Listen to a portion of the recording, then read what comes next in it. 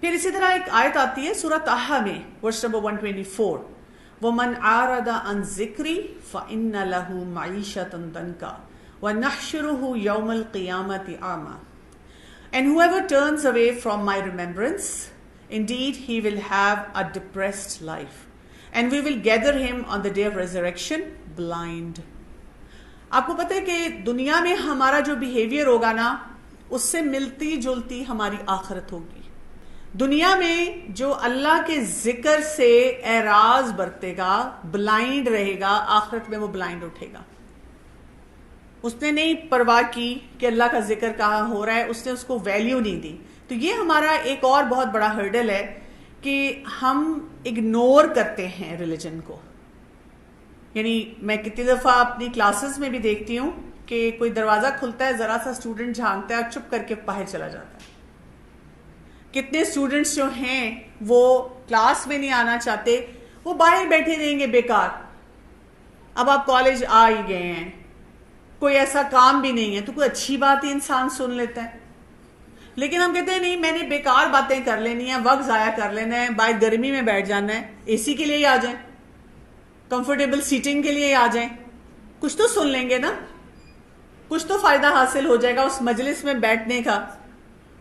تو اعراض برتنے سے کیا ہوتا ہے, ہم اپنے مسائل بڑھاتے ہیں. آپ پوچھ لیں ان لوگوں سے, they are going to be more depressed, they are going to be more lonely, they are going to be more in drugs, more into haram relationship, more into frustration with their family members.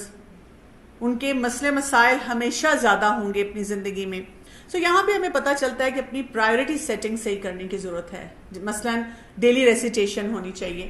صبح فجر کی نماز کے بعد آپ 10 آیتیں صرف پڑھ لیں. اگر فجر کی نماز کے بعد فوراً نکلنا ہے, دور رہتے ہیں, کالج تک آنا ہے, نماز لیٹ ہو گئی ہے, تو راستے میں آتے ہوئے 10 آیتیں پڑھ لیں. ایک کلاس میں آپ بیٹھے ہیں اور ٹیچر بھی نہیں آئے, یا بیچ میں کوئی ٹائم مل رہا ہے, اس میں پڑھ لیں, کچھ نہ کچھ ضرور پڑھیں. اسی طرح you are lucky, you don't have to go anywhere. ہماری ویکلی کلاس آپ کے کالج میں ہی ہوتی ہے, اس کو ضرور اٹینڈ کریں. جو لوگ نہیں کسی وجہ سے اٹینڈ کر پاتے, کہیں اور ہوتے ہیں, تو وہ کیا کریں, وہ بھی آن لائن آج کل کلاس اٹینڈ کر لیں. اپنے نیبرہڈ میں کوئی دیکھ لیں. مساجد میں اتنی حلقاز ہوتے ہیں, گیدرنگز ہوتی ہیں. ڈیپر کمپریہنشن ضرور لے کر آئیں, غور و فکر کریں, علماء کے ساتھ بیٹھیں. اس کے لیے ایک ٹائم نکالیں, جیسے ہم جم جانے کے لیے ٹائم نکالتے ہیں, سمر ہو تو سوئمنگ کے لیے ٹائم نکالتے ہیں, فرینڈز کے ساتھ ایٹ آؤٹ کرنا ہو تو اس کے لیے ٹائم نکالتے ہیں. یعنی جو بھی ہمیں پسند ہوتا ہے اس کے لیے ٹائم نکالتے ہیں. تو اس کے لیے بھی ہمیں پرائیورٹی پہ ٹائم نکالنا ہے. اور ہمارے پیئرز کا بہت افیکٹ ہوتا ہے. You have to look around at your friends, how well connected they are to Quran. کئی دفعہ یہی ہوتا ہے کہ ہمارا دل نہیں چاہ رہا ہوتا, ہم کہتے ہیں مجھے اتنا مزہ نہیں آتا اس کلاس میں, اور کوئی فرینڈ کہتی ہے ابھی میں آ رہی ہوں, تم بھی چلو نا, چلو چلو چلو, پھر ہم کہتے ہیں اچھا چلو چلے چلتے ہیں. اور کئی دفعہ اس کے اپوزٹ ہوتا ہے کہ فرینڈز ہمیں روک دیتے ہیں, چھوڑو کیا ضرورت ہے جانے کی, وہی باتیں ریپیٹ ہوتی رہتی ہیں.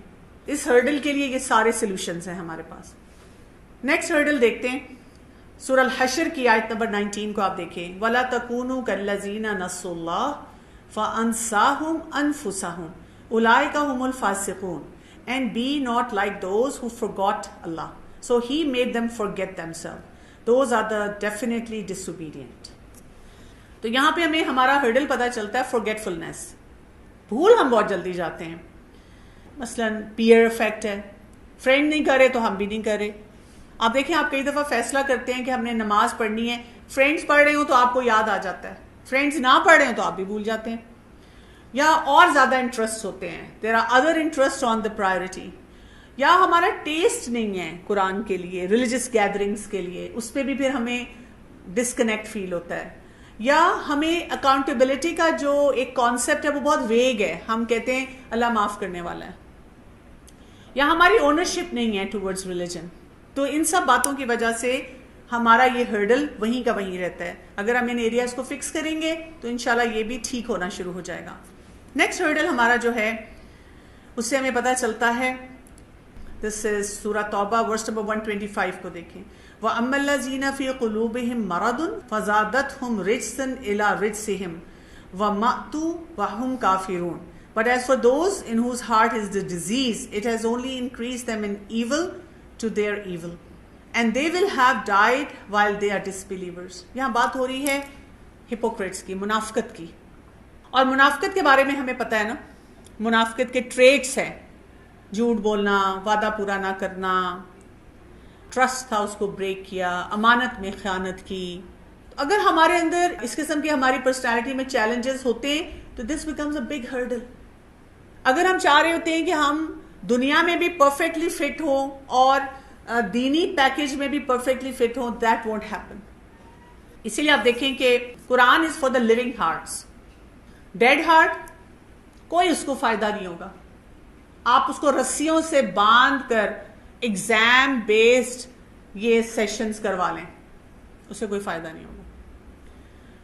جو الائیو ہارٹ ہے وہ سنے گا, بٹ اس کے ساتھ کیا ہوگا, بس بیٹھا ہوا ہے, تھوڑا بہت اٹینڈ کر رہے ہیں. جو ریسیپٹیو ہارٹ ہوگا وہ اس سے فائدہ حاصل کرے گا. میں کلاس میں جب دیکھتی ہوں اسٹوڈنٹس کو, آپ میں سے بھی کچھ لوگ انشاءاللہ لیٹر آن ٹیچرز بنیں گے, آپ کو امیڈیٹلی اسٹوڈنٹ کی باڈی لینگویج اور فوکس اور کنسنٹریشن بتا دیتی ہے ویئر یو آر فالوئنگ. مجھے کئی دفعہ جب میں یہ فیل کرتی ہوں ایز اے ٹیچر, تو میں سوچتی ہوں کہ جب میں اسٹوڈنٹ تھی اور میں پریٹینڈ کر رہی ہوتی تھی کئی جگہوں پہ, تو میرے ٹیچر کو پتہ چل جاتا ہوگا. And then I have immense respect for all my teachers کہ انہوں نے کبھی شو نہیں کیا. They kept working on us. تو آپ سوچیں اللہ تعالیٰ کے لیے تو گہرائی میں جاننا کوئی مشکل بات ہی نہیں ہے. عبداللہ ابن عمر رضی اللہ عنہ reported, Messenger of Allah sallallahu alayhi wa sallam said, there is no envy except in two cases. A man whom Allah has given this book, so he stands to recite it during the day and night. And a man whom Allah has given wealth and he spends it during the day and night. تو اس hurdle کو ٹھیک کرنے کے لیے کیا کرنا ہوگا؟ رش کن لوگوں پہ کرنا ہے, انوی کن لوگوں کو کرنا ہے جو دین کے معاملے میں بہت آگے ہیں. جیسے آپ دیکھیں, ہم ڈاکٹر اسرار احمد کو پسند کرتے ہیں. ہم ان کے بارے میں جب سوچتے ہیں تو ہم کہتے ہیں کہ he was a doctor and he was so deeply rooted in religion. Doctor Zakir Naik کو رسپیکٹ دیتے ہیں, کہتے ہیں کہ جب وہ ڈاکٹر ہیں اور ڈاکٹر ہوتے ہوئے انہوں نے دین کو پرائیورٹی پہ رکھا.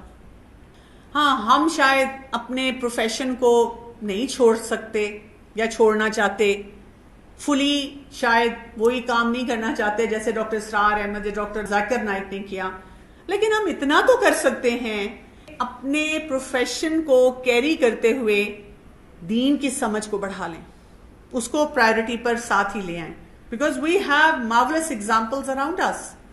So today what we see is same Quran, millions of copies are circulated, day and night it is ceaselessly recited, but the hearts are unmoved and lives are unchanged. And the most crucial question over here is, can Quran be living and relevant force for us? So what we need to do is, we need to receive, experience and understand Quran as its first recipients. ویسے پڑھنا اور سمجھنا ہوگا اگر ہم اس سے فائدہ حاصل کرنا چاہتے ہیں.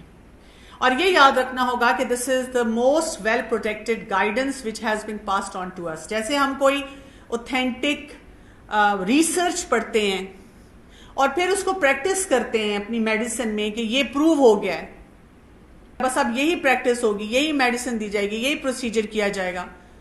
So this is well protected guidance coming from Allah subhanahu wa ta'ala via Jibreel alayhi salam onto the heart of the Prophet sallallahu alayhi wa sallam. اور سورہ نساء میں ورس نمبر 174 میں ہمیں بتایا گیا, یا ایھا الناس, all mankind, قد جاءکم برہان من ربکم وانزلنا الیکم نورا مبینا.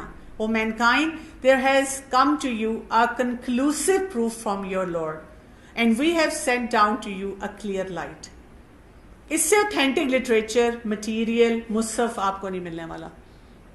اور آپ سوچیں کہ اگر ہم اسی کے بارے میں نہ جانتے ہوں, سو ہمیں یہ سوچنے کی ضرورت ہے, یاد رکھنے کی ضرورت ہے کہ ہم میں سے ہر شخص جو بھی ہے دنیا میں, we are all creation of Allah. لیکن Quran is not creation of Allah, Quran is speech of Allah, کلام اللہ ہے, اللہ کا کلام ہے. And how self they benefited from Quran. سب سے بڑی بات respect for deen, respect for Quran. Then they had the intention کہ ہم نے اس کو پڑھنا ہے اور سمجھنا ہے. انہوں نے اس کو پرپز فل بنایا. انہوں نے یہ سوچا کہ اس کے بغیر ہم اپنی زندگی کے کوئی بھی ڈیسیژنز نہیں لے سکتے. ہمیں سمجھ ہی نہیں آئے گی کہ ہم نے رہنا کیسے ہے. They found it very comprehensive. اس کی ڈیٹیلز پڑھتے تھے. ان کو تھا کہ ہر چیز کا جواب ہمیں یہاں ملے گا. And then ultimately they acted upon it. So Imam Ghazali he said, a person said, I read the Quran but did not find sweetness in it. Then I read it as if hearing from the Prophet sallallahu alaihi wasallam while he was reciting it to his companions. Then I moved a step further, read the Quran as I was hearing from Jibreel alayhi salam while he delivered it to the Prophet sallallahu alaihi wasallam. Then Allah brought me to the fourth stage. I began to read it as if I was hearing it from the speaker. تو ہم میں سے ہر ایک کو یہ دیکھنا ہے, where do I stand? میں قرآن کو کیسے پڑھتی ہوں؟ ڈسٹنٹ ریلیشن شپ کے ساتھ یا اس ریلیشن شپ کے ساتھ کہ میرا اس کے ساتھ بانڈ کیا ہے؟ اور اس کے لیے کچھ پری ریکویزٹس ہیں. اوپن مائنڈ سے پڑھنا, read with a purpose, none other than to receive guidance and his pleasure. Do not read merely for intellectual pursuit. جو لوگ صرف انٹلیکچوئل فائنڈنگز کے لیے پڑھتے ہیں, سارا دن اس کو آج کل کی ریسرچ سے صرف ریلیٹ کرتے ہیں لیکن اپنے ایکشن سے ریلیٹ نہیں کرتے, تو وہ فیل ہو جاتے ہیں اس میں. Nobody should understand Quran with fixed intention of finding support for own views, notions and doctrines. Ask yourself, what am I reading it? Why am I reading it? Why should I read it? We should not have any doubts about it. Again, we should have readiness to follow. جو آپ پڑھیں اس میں سے ایک take home message لے کر جائیں. یعنی اس کلاس سے نکلتے وقت آپ نے اپنے آپ سے یہ سوال ضرور پوچھنا ہے, one thing that I learned today. اور جو میں نے سیکھا ہے, let me remind myself about it every day till the next class. ہر دن میں نے اس کو اپنی زندگی میں لے کے آنا ہے. This is how my connection with Quran will get stronger. Because قرآن کیا کر رہا ہے, وہ گائیڈ کر رہا ہے. قرآن نور ہے, قرآن شفا ہے ہر بیماری کے لیے. It gives us focus.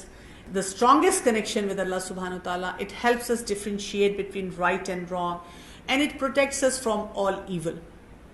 اسی لیے ان hurdles کے بارے میں جب آپ سوچیں گے تو even after Ramadan you will have a strong connection with it. سبحانک اللہم و بحمدک اشہد ان لا الہ الا انت استغفرک و اتوب الیک. السلام علیکم و رحمۃ اللہ وبرکاتہ.